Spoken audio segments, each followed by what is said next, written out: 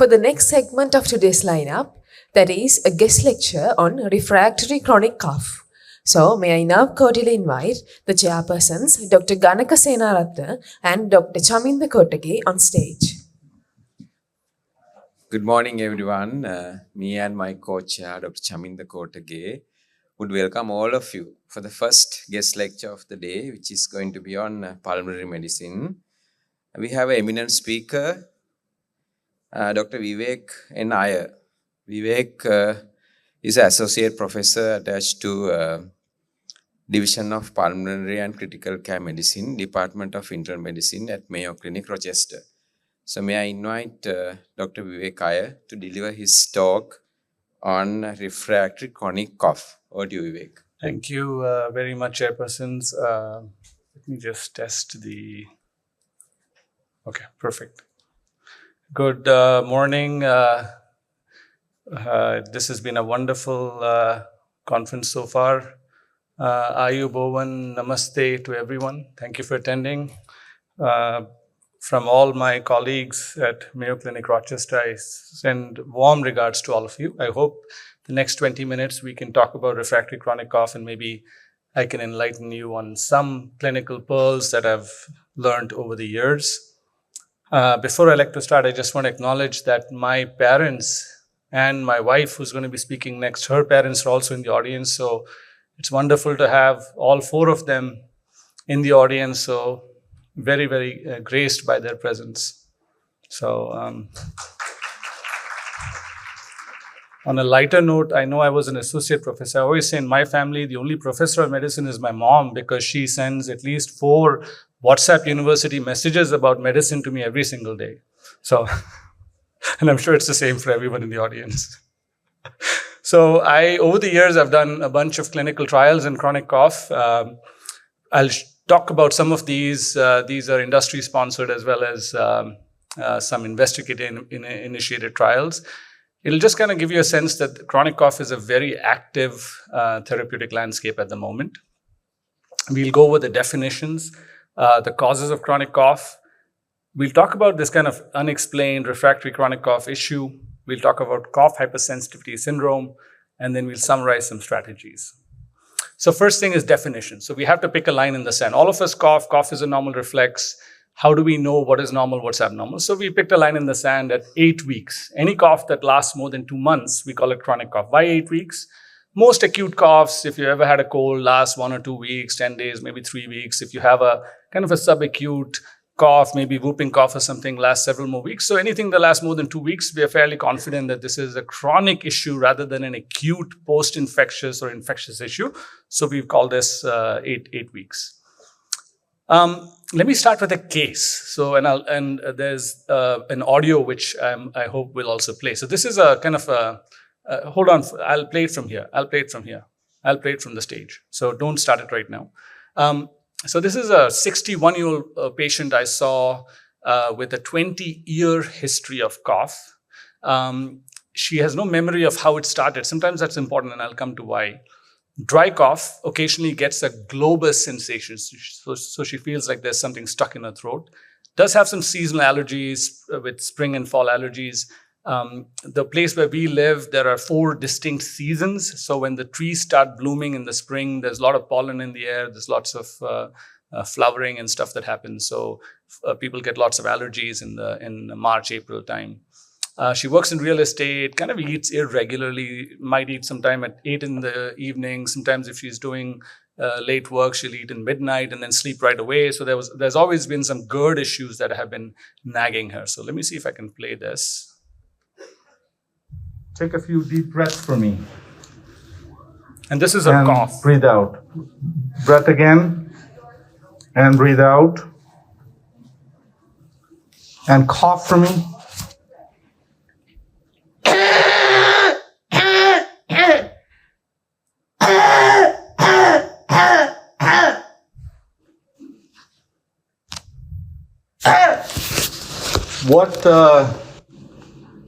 Take a few. So just wanted to kind of give you a flavor of cough. I'll ask you in the end what, if anyone thought anything about the specific diagnosis. So just moving on, she had tried a number of different inhalers. She tried ICS-LABA combinations. In fact, some of them made her worse. Remember, I told you she had some allergies, so she tried some inhaled, some nasal steroids for her allergic rhinitis. That didn't seem to improve her cough.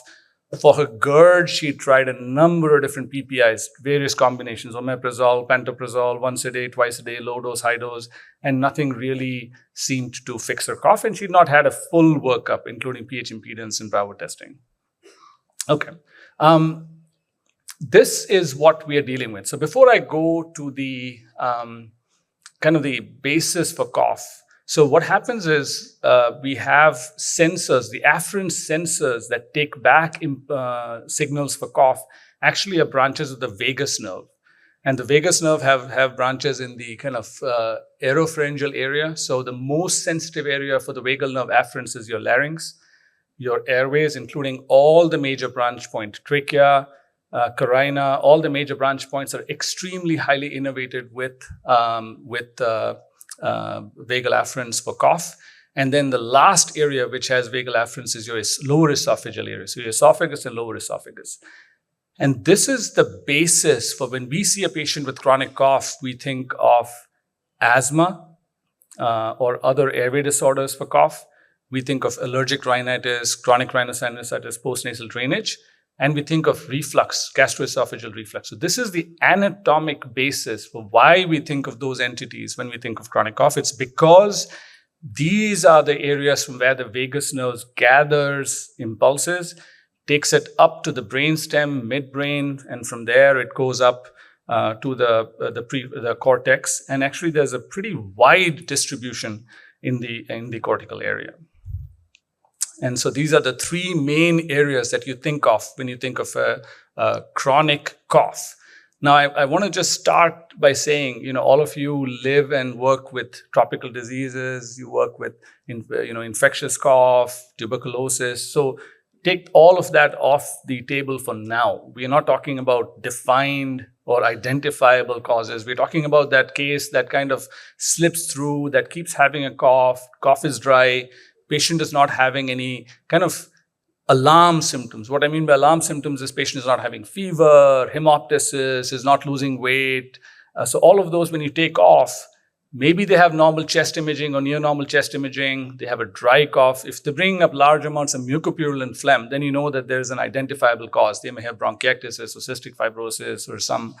If they're losing weight, they have low-grade fever, and they have a cough, you're thinking TB, you might see something on a chest X-ray or a CT. So take all of those off the table. What we are talking about is a relatively healthy patient who is coming to you with chronic cough that's been going on for more than 8 weeks, and these are the patients that we're going to be talking about. So coming back to a patient. So she rates the cough as an 8 or 8/10 in severity. And she had a history of severe urinary incontinence. Now, the one thing about urinary incontinence is it's very important to ask female patients. If you have a patient with refractory chronic cough, it's very important to ask your female patients about urinary incontinence, because if you do not ask them about urinary incontinence, they will not tell you. It's something that folks are not comfortable talking about till you ask them about that. And if you talk about triggers for her cough, she had everything you can imagine. Just talking, laughing, deep breathing, any strong smells, perfumes, candles, incense sticks, household cleaners, aerosols, air fresheners, dust, gasoline fumes, all of this would trigger her cough. And certain things like spicy foods, crumbly kinds of foods, like things with like chips, cookies, pretzels, those things would trigger her cough.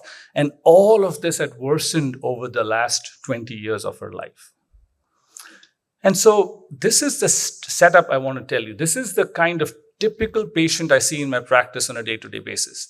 We run a chronic cough clinic where I practice at Mayo, and we see about 3,000 odd new cases like these a year. These are patients who've been coughing 1, 3, 5, 10, 15, 20, 30 years at a time. I'm going to pause here and ask the audience, just a show of hands, how many of you deal with refractory chronic cough? How many of you are struggling with patients who, so I see a few hands going up, please, yeah. Please raise them a little higher so I get a sense. Okay, perfect. How many of you have heard of the term cough hypersensitivity syndrome? Good, about a half a dozen hands. How many of you have heard of the term neurogenic cough? So again, about half a dozen hands.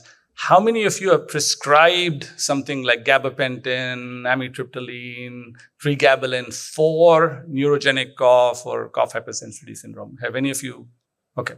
I have one brave audience member who's actually done it. So congrats to you, sir. So small numbers. I hope this talk will kind of add something to your repertoire as you deal with these patients. So this is a very common symptom. So when the organizers kindly asked me to speak, I wanted to talk about this because this was something near and dear to my heart. I run the chronic cough clinic at Mayo, and this is a very common symptom. It's not a very, if you talk about, if I'm an interventional cardiologist and I show you an angiogram, it's very thrilling.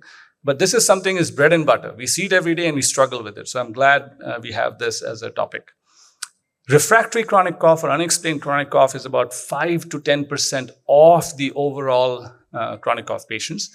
The vast majority are female, middle-aged, and it can affect pretty much every race and ethnicity. It's so fascinating. If all of you have heard of ACE inhibitor-induced cough, right? What you may not be aware of is this data that even in ACE inhibitor cough, N is for nifedipine, L is for lisinopril. So this was a randomized, double-blind randomized controlled trial of blood pressure control amongst patients. So they actually were just trying lisinopril and nifedipine. But what you can see is amongst the women, the percentage of lisinopril-induced cough was way higher than the men. The men had slightly higher lisinopril-induced cough than nifedipine. Let's just consider nifedipine as kind of baseline. You can see that lisinopril-induced cough is slightly higher in men, but look at how much higher it was in females.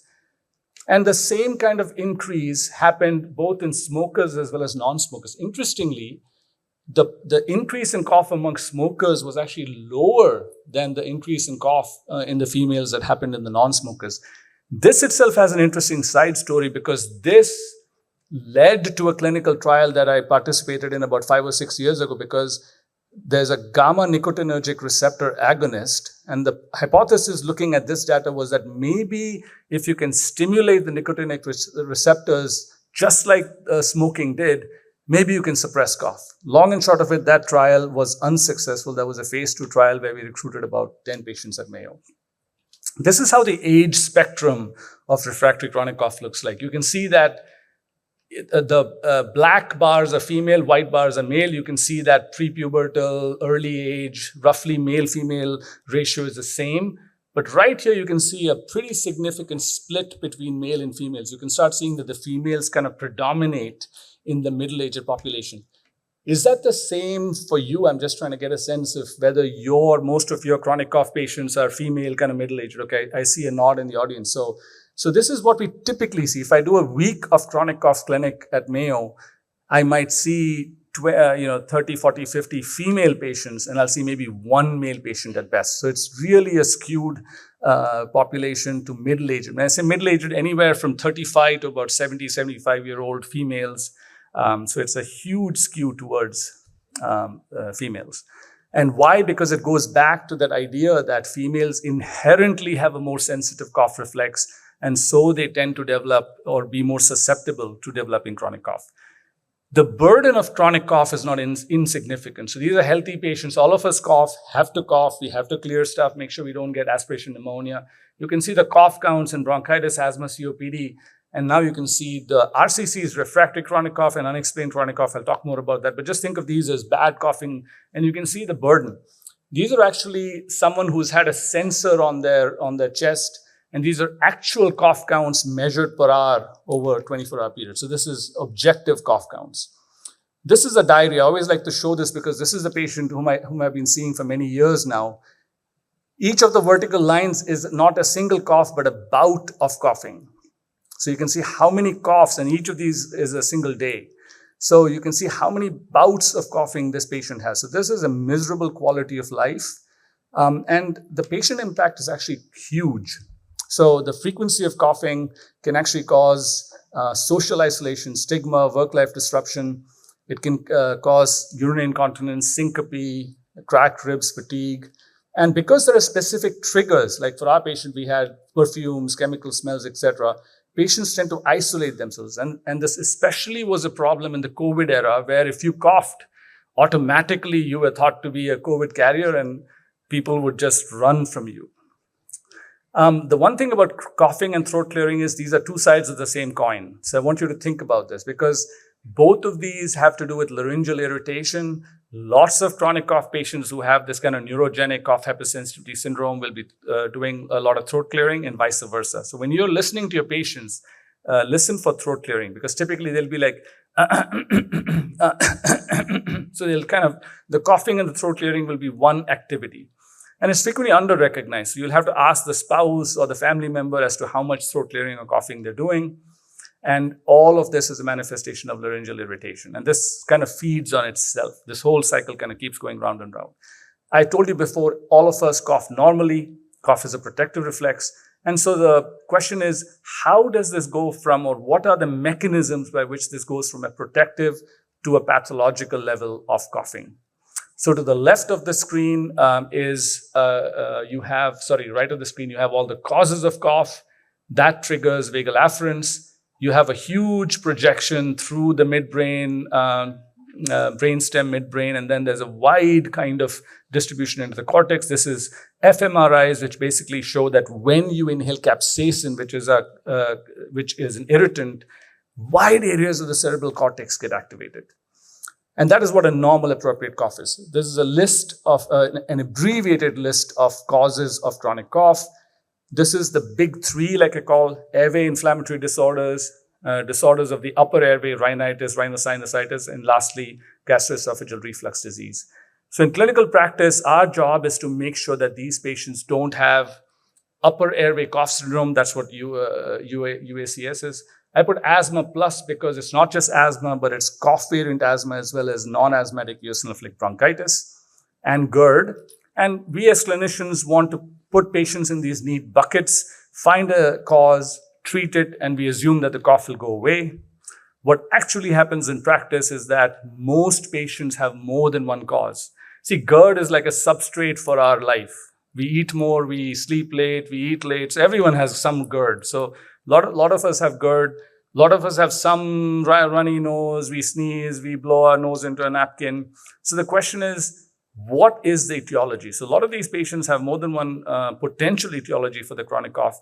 And the decision that you have to make as a clinician is whether you want to do sequential treatment for these patients and sequential diagnostic steps, or do you want to just throw the kitchen sink at them? So do you want to start a PPI and a nasal steroid and an inhaler at the same time, or do you want to just take a logical step to it? What I do in my practice is I don't throw the kitchen sink at patients. I do one thing at a time. And the reason is because that allows me to analyze whether fixing one problem at a time resolved the cough. If it didn't resolve the cough, did it improve the cough? And if it didn't improve the cough, have I given the patient an adequate trial? And if I have given the patient an adequate trial, I then discontinue that if there's no response and move on to the next step. So our patient, she tried, like I said, she tried a number of different ICS LABA inhalers. And of the three, of asthma, GERD, and postnasal drainage, she had two of the three. And you know that she took treatment for both of these, and she had absolutely no response. So if you think of the normal cough reflex, what we're talking about is on the x-axis, we have stimulus intensity, and on the y-axis, we have the urge to cough.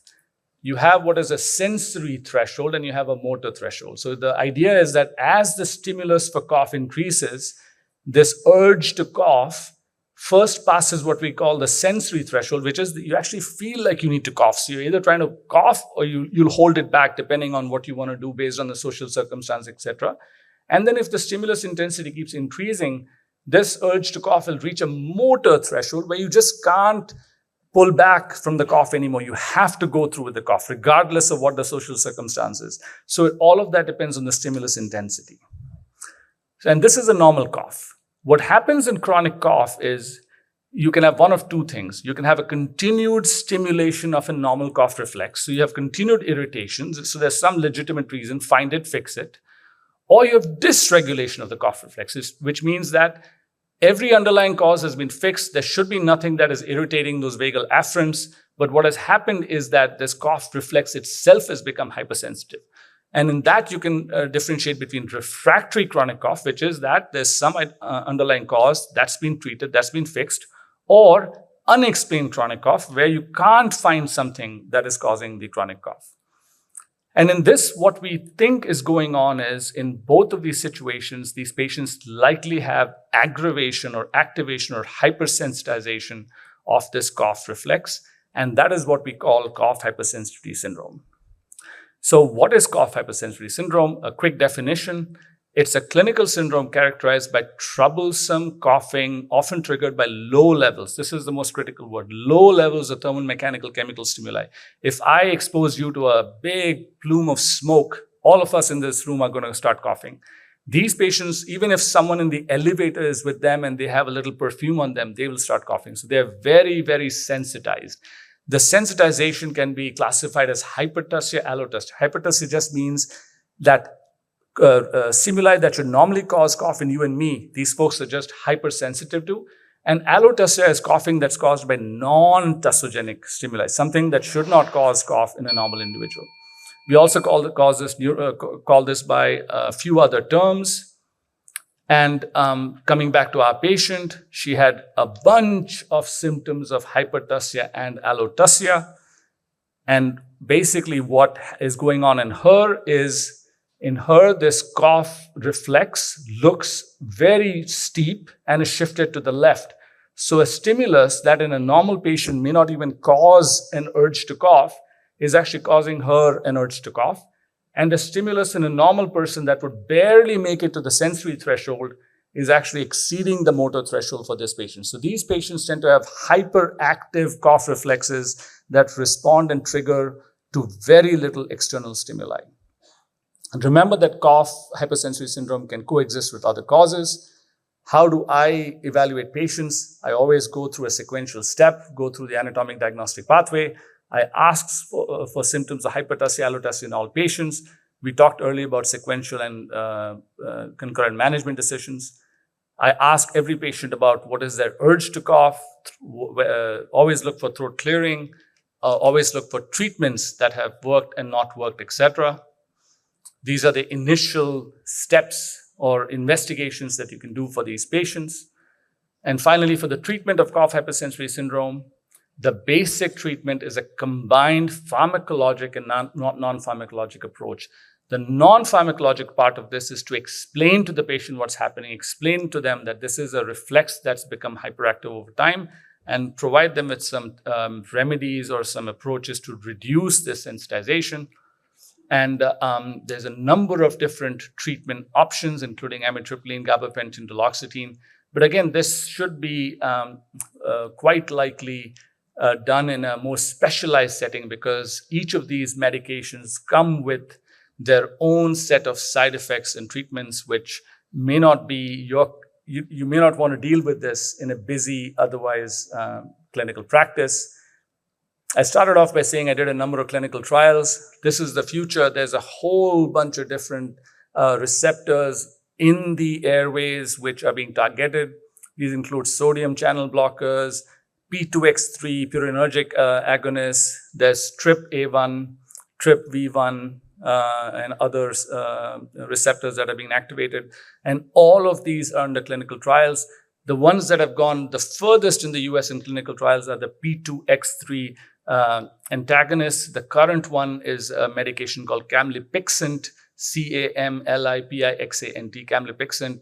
It's a 1,600 patient trial. We've recruited about 2/3 of the way there. Trials should be done end of this year, early next year. Results should be out later in 2025.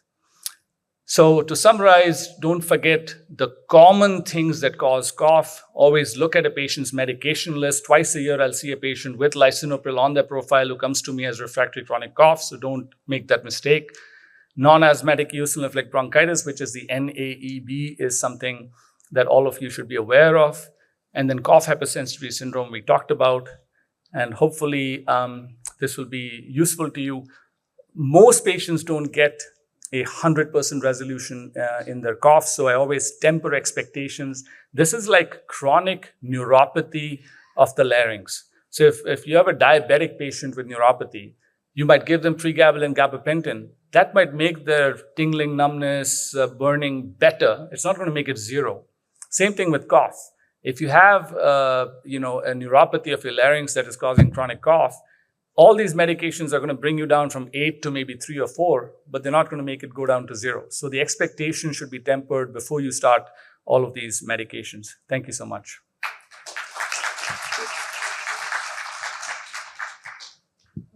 Thank you so much for your excellent talk on the refractory chronic cough.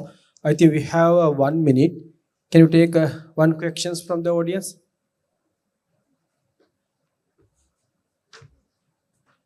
We can allow one questions if you have.